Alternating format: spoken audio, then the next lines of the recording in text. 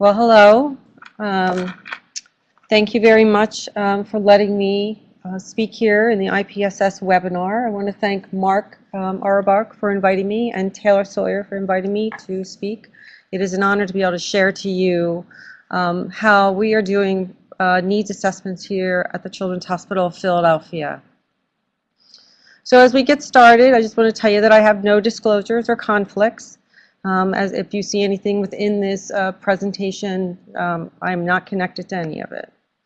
Today when we're going through, what we're really going to be looking at is, we're going to talk about the rationale components of why a needs assessment process is really important. And we're going to look at a couple various collection data techniques that you can do and really decide how you get to decide what is that best educational method in order to determine the identified need or performance gap.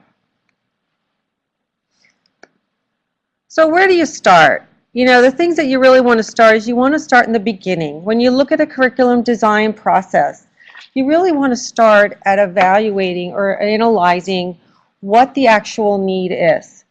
If you don't start at the beginning, you're not going to know how to develop a sound educational program for the intended audience of the learning event. You really need to look at, there's all different types of ways to do analysis, and some of the things that people have called them is front-end analysis, performance analysis. Some people call them performance diagnosis. One of the common ones that people hear are training needs analysis. But I would sort of steer away from training need analysis, and when you do an analysis, what you really want to do is to look at all pieces, objective and subjective, to really determine if it's a training need. And you're going to see if you do a thorough enough analysis, you will determine what the actual educational forum will be. So really, what is a needs assessment? When you look at a needs assessment, it can be either a perceived, imagined, desired, or somebody thought of it as a real event. It's something that's implied, that people think that there's an educational or maybe an organizational need. All right, I'm having technical difficulties, but I'm working through it. It also is a way of identifying and measuring areas of improvement. So you might actually identify that you have a learning deficit within your target audience, and you need to determine what is the best methodology for me to improve that. The educator needs to be able to differentiate between actual education needs and the wants of the learners as well. But the true educational need really versus a motivation or resource problem, these are the things that you discover during a needs assessment. So why conduct a needs assessment? So I touched on that briefly, but some of the things you need to look is it actually is going to identify the real problem. And with that real problem, you will actually identify what's the root of that problem. Are there things that are causing people to do workarounds? Are there things that are causing people to not perform the up to the standard? So we really need to know why they're doing what they're doing. And with that, when you do your needs assessment, some of the things that you need to look at is who's your audience? What's your learner? What do they already know? And if you're going to be doing this needs assessment, is it really relevant to them? And the need that you identify, does it really matter to them? You also identify when you do a needs assessment is what are the things that they need to know, with the materials that they need to know, and what is the best educational tool. You will find when you do a needs assessment, if you do it the correct way, it is very resource intensive. But you also really want to connect it back to your organization and find out if it's feasible for you to do. So why conduct a needs analysis? Well, it really determines nothing because it didn't come, sorry, technical difficulty. It determines the why, the who, the how. It really tells you what the what and the when are. So these are the things you really need to look at, but you don't always have to do all 5 of these. What you really might want to look at is the who, the how, and the what. The needs assessment process really, what we need to do is gather the data. Is it really a need? Do the data collection that you're going to do, is it going to be formal or an informal? And at that point, you need to determine what are their measurable indicators.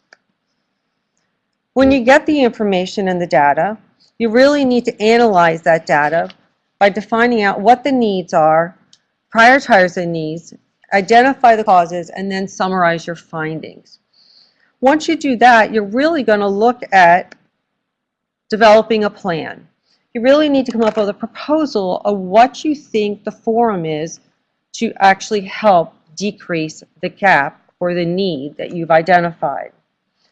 But one of the things you really need to look at also before you start is to be aware of the barriers that you might need to overcome to achieve a good needs assessment.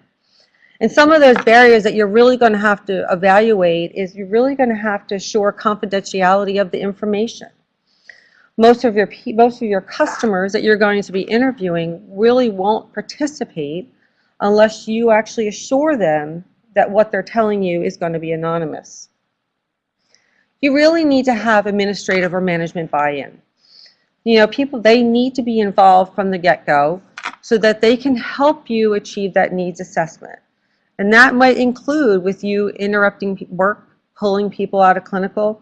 And we know that time is money, and really that, you know, we don't want to limit productivity of their work, but we also need to get the information. So we need to assure up front that we have management buy-in in order for us to do a thorough needs assessment. So where do you get the data from? You know, you can get the data from numerous sources. You can get them from the people, you can get them from documents, and there are other sources you can get them from, including, you know, maybe there's some new regulatory agencies or accreditation processes that you need to be able to adhere to, and you don't have the systems in place in your institutions. So these are the things that we need to evaluate when we're looking at the sources of our data in our needs assessment. You know, when you look at data collection methods, there are multiple ways to do data collection methods. And one of the things I said earlier, it's either formal or informal. And depending on the amount of time that you have for doing your data collection, that might dictate on how you do it. You know, there's numerous ways, questionnaires, direct observation, or maybe it's an organizational initiative. So you need to find out a way to achieve the new performance standard that has been put upon you by the organization. But so for example, I'm going to go through 2 of the data collection methods just to give you an example of what you're going to be asking. You know, you might ask in questionnaires, there's actually 5 different types of questions that you actually ask in questionnaires. And all of these types can actually be on your questionnaire that you design. Now, a lot of people think of questionnaires like SurveyMonkey or some of the online surveys that people send them out, but you can also do the old-fashioned method and do a paper survey.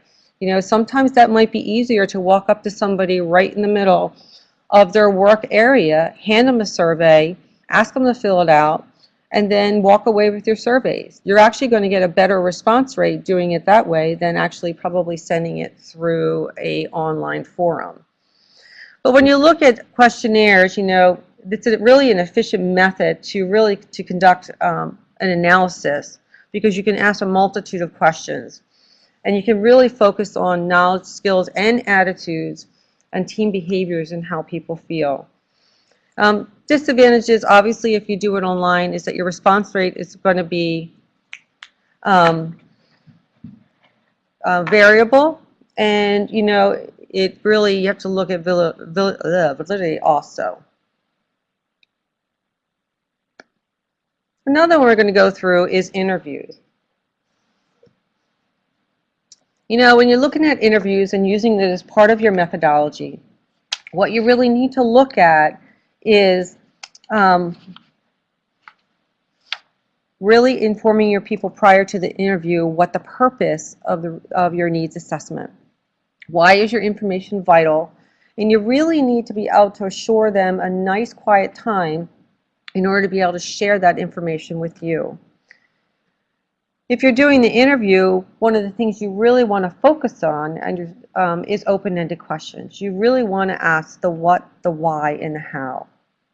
You know, interviews have a big advantage. It really is informal data, but you usually can collect it face to face. It's usually rich in information and details. You really get down to the nitty gritty. People tell you, if they're doing workarounds. People tell you the little shortcuts they take. People tell you that there's things missing in an area. So you really get a lot of rich information from these type of surveys and really have a good response rate. Some of the disadvantages is some of the stuff can be very subjective to the person that you're interviewing. So you get the sampling bias from the people that you're interviewing. You get interview bias because they're putting in their own opinions. But if it's really done correctly, you're going to actually get that, as I said, that rich information from your participants. So when you look at the quality of the data sources that you get, what you really need to do is ask the questions, is that data reflective of the real gap? And if my computer would work, is your data reliable that you're collecting? And is the need appropriate for the intended learners? And will your learners really actually recognize this and do a buy-in to the need? Will they be on your side? Do they want things to get better? So you really need to sell it. It's kind of like simulation. You are the marketer, you are the seller. And when you're doing the needs assessment, you really need to speak to these people that you really want to help things get better.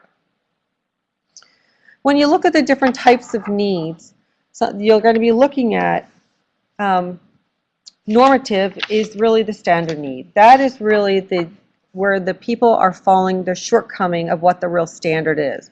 They're not abiding by the standards, and that's where there's a real gap. You look at the current state that they're in, and they're not really achieving the desired state that they should be in. So that's the normative state. But you always get this, this felt versus real, where people feel that there is a need, and it really turns out to be a want. Because when you look at the difference, a need is something you can't do without, whereas a want is something that you would like, that really isn't necessary. So a lot of people confuse that when they really think it's a need. And as the educator or the person analyzing this data, you need to be able to tease that information out. Is this really a need, or is this really a want to them? A lot of people express it and demand a need. They feel that they want it, they need it, and they really focus on these situations. And really, part of that problem when you have an expressed or a demand need really puts up a lot of barriers to people really sharing the appropriate information, because they have their own agenda on what they think the needs are, rather looking at the picture as a whole. They're looking at the picture as one. We did talk about the perceived need, perceived or an imagined need. Sometimes people think that those needs are there, but when you really pull apart and analyze it, you'll find out that the perceived needs really leads to a deeper need. You'll actually find out the root cause and really find the deeper need from their perceiving. An anticipated need and a critical need. Critical needs, most people, these emerge from when you have failures, which they call consequences. The biggest one you can talk about is medical errors. We determine there's a medical error, and the medical error, when they find out there might be a lack of training. There might be somebody not knowing how to do a specific task or procedure. And with that critical need, that becomes a reaction need.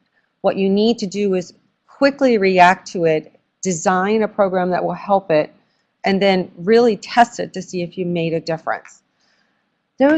We really would try not to be in those reaction needs. Those reaction needs, really sometimes you miss the mark. We really, as educators, really should try to be in that proactive need so we can make sure that we are really gathering enough data to identify the underlying causes. When you think about needs assessment, you really want to have special considerations. You really want to make sure you might have to use multiple methods to collect data. And you have to realize that each method has advantages and disadvantages, and you really, disadvantages, and so you need to keep that in mind as you're gathering your data, because that really influences as you're doing the analysis. And it does take time and resources, so you really have to think about what's amount of time it's going to take me to do it in order to do a thorough needs assessment, and what are the resources I'm going to need? Is it going to just be me doing the needs assessment, walking around and talking to people, doing interviews, or designing the survey and analyzing it? Or do I need multiple people? And when you decide that if you need multiple people to do that needs assessment, you really need to make sure that the people that are doing the assessment are all on the same page. You need to make sure that they're not biased. You really need to look at training your assessors when you're doing a needs assessment. So really think about how much time this will take, and what are the people that you will need. But also keep in mind, this is only the first step in designing a curriculum. So you really want to move forward as quickly as possible and always do something rather than nothing. Why do you need to do a needs analysis? Well, some of the things you need to do to move forward to do your analysis is there's all different types you need to look at. The three that we're going to concentrate on are the job task analysis, learner analysis, and contextual analysis. So if you're doing an analysis and you can't do all 5 of these analyses, then these are the 3 that you need to really focus on. They are the ones, help you design, really come down and really pull things apart in order to find out if training is needed or not. So we're going to look at all 5 of them very quickly, but really what I'm giving you here under the organizational analysis is really the questions that you need to ask when you're doing an organizational analysis. Now these aren't all the questions, this is just a sample of some of the questions that you could potentially ask. And you're going to get the information to these questions. You could get them from, different reports in your institution. You can get them, looking at what are the changing or new technologies that are coming into your organization. What are the new regulatory requirements? So you need to look at those different things within your environment and really evaluate them on whether they really impact your need or gap at all. When you're looking at job task analysis and really pulling it apart on what is the best way to do this task, or how do you pull apart the teachable parts in knowledge, skills, and attitudes, you really need to do this by looking at different performance standards. You look at, different things of how people are supposed to perform their job. You review the best practices. What is the evidence-based medicine? And you really need to ask the questions and analyze, what the operating problems are. It is always wise to know your audience. So when you're doing your analysis, you really need to have in mind, in the end, of who your audience is going to be. You need to know if they have any deficits, and you're going to find that out by doing your analysis. You need to find out if there's any attitude problems. Is really the need problem a morale problem or an attitude problem because they don't want to do it the standard way? Well, though that seems like an issue and might be an individual issue, do they not want to do it the standard way because they feel that there's a better way to do it? So we really need to pull that apart when we're doing the analysis, and you can really focus on that by really just doing observations, really doing an attitude survey with them, or really just looking at the, maybe just throwing a little checklist together on what you think the process should be according to the standard, and see what they're doing and see where they're deviating from that process. When you look at a contextual analysis, this comes down to closer to the end of your analysis of really how are we going to apply this learning or this gap? How are we going to overcome this gap that we've identified? And when you look at it, is it going to be in situ, is it going to be in a laboratory, or is it going to be didactic, or is it going to be some other educational forum? Because what you identify doesn't necessarily have to come down to be simulation. You might just identify that there's a knowledge deficit, and that knowledge deficit might be done by a very quick didactic session with a pre and post cognitive exam. So you really need to find out what is the best educational method to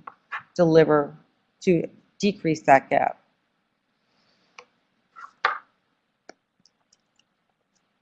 Other considerations that you really need to think about: is it feasible?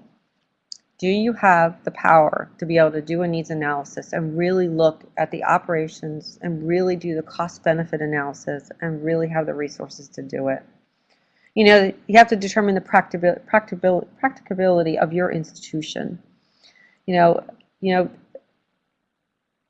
the results of the study will determine the solution, what should be implemented, but the question is do I have the manpower to do it? And really determine whether this is a true need. And as I said before, does simulation really fit the bill? Is it really what you need to do after you've analyzed all of this information? So you've gathered all that data. You've identified, that you have a need, and you've identified the gap. So now the question comes down to, as you analyze this information, is it really a training solution? Do I need to design a simulation, participatory simulation, or do I need to design something that's very simple, that's a didactic? So it's difficult to tell, it's difficult to say through a PowerPoint with you guys to show you exactly what I mean. But when you look at the data, if you find something that comes down that really is performance related, chances are you can use simulation in order to achieve your goal to decrease that performance gap. But you have to remember that you have to identify some of the barriers that impact performance. And the barriers that can impact people's performance is really just personnel, environment, the information that people know. So you really need to get a thorough analysis in order to decrease that performance barrier. When you identify what that gap is, you really need to do the next steps. And the next step is to say, what do I want them to learn out of this educational forum that I'm developing? And is simulation the best instructional method? And how are you going to measure that the people have actually determined the learner's success? So when you look to see if simulation is the best method, these are some of the questions that you need to ask yourself. Does learning objectives, are they applicable in knowledge and skills? Do you need active reflection? Do the learners need to be in an active learning environment? Do they need to do it in order to be able to live it? And do you need to have, is it a team problem? Do you need to actually create something that's going to cause group interaction and communication so that they can interact with each other in order to decrease the gap that you've identified? So we talked about the best instructional method, and these are some of the things that you can do for the instructional methods. When you look at case study, when you look at multimedia, or even maybe we need to look at, doing some games. But what we're really focusing on here is when you do your needs assessment, does simulation play a role? And what you need to say is that is simulation part of that role, and do you need to look at maybe some type of blended learning? But once you've decided that simulation is the bill for this performance gap, then you need to decide on what is the best simulation method. It might be that you need to do a full immersive simulation, or it might be that it's really just task training. So you need to decide which one you would want to do.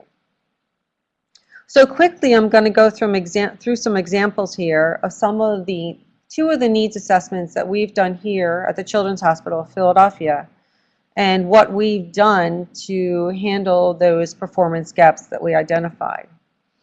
So one of them is our trauma team. Back in 2009, we were having lots of issues with our trauma team of people not performing at the top of their game. And so what we did is that we decided to actually do an online survey with our trauma team. And this included the physicians, the nurses, the respiratory therapists. It also included the child life therapists that respond and the social workers that respond. And we really wanted to try to identify what the problems were with our trauma team. So if you look at our survey here, one of the things we really wanted to look at is, we wanted to look at leadership, followership. We really wanted to look at roles and responsibilities. And, we really wanted to identify any communication issues. So we were looking at all teamwork principles at the moment.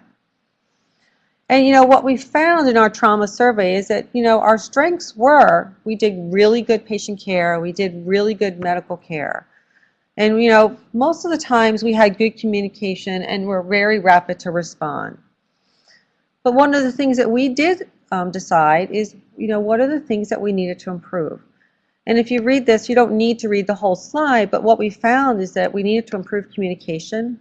We clearly needed to define who a leader was, and there definitely was some confusion on what people's roles and responsibilities were within that simulation, within that exercise. So with this data, what we designed was trauma simulations that focused around crew resource management and not really around the medical management. Medical management didn't really seem to be an issue. People knew how to do their tasks. People knew how to, where the things were and how to achieve those tasks, but they did not receive clear direction or communication. We had two leaders struggling with each other, one a trauma leader and one an emergency leader, both of them thinking that they were the leader of this event. So we started running trauma simulations, and the things that we started to address was teamwork principles. Second one I'm going to do is called the Behavior Management Restraint simulation that we do here at the Children's Hospital of Philadelphia. I'm going to tell you that the picture that you're seeing right now is a real simulation event. The person that is actually being restrained onto the bed is one of our psych techs who pretends to be our adolescent patient who gets out of control. And I'm going to tell you this is a real simulated event, and it looks extremely chaotic. And when we started these events, this is exactly how they looked. People did not know what to do to help this patient who was out of control. But when we looked at our needs assessment, things that we found out is that approximately 30 patients a year were having these type of events, recurring events, that were causing harm to the patient and occasionally harm to the personnel. So we thought we would really try to focus in and help figure out where the lack, where the need was for these simulations. And what we discovered was, as though people were able to do some verbal de-escalation, they weren't trained in verbal de-escalation. So most of these events went awry very quickly, and these patients became out of control. And then they did not know how to apply restraints, because when they do restraint training on how to put restraints on, they basically put somebody, laying them on the bed, they tie the restraints on and take the restraints off on somebody who's not moving around.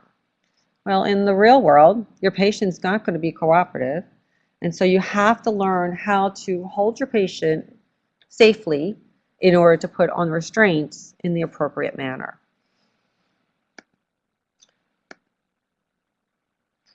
So we really found, that we needed to focus on psychomotor skills.